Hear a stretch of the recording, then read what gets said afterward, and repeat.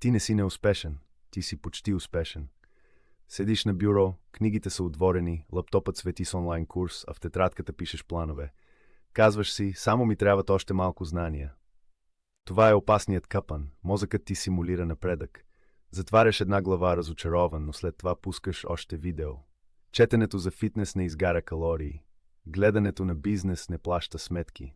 Подготовката е удобна, безопасна е, докато не действаш. Чувстваш се заед, но празно. Вътрешният ти критик се успокоява, защото никога не поемаш риск и не чуваш обратна връзка. Ето защо се повтаря без край. Истината, знаеш достатъчно. Проблемът не е липсата на знания, а страхът да изглеждаш зле в началото. Един глупак, който действа, винаги изпреварва 10 гении, които планират. Спри да планираш, започни. Затвори за 5 минути и свърши малко реална работа. Какво е първото нещо днес?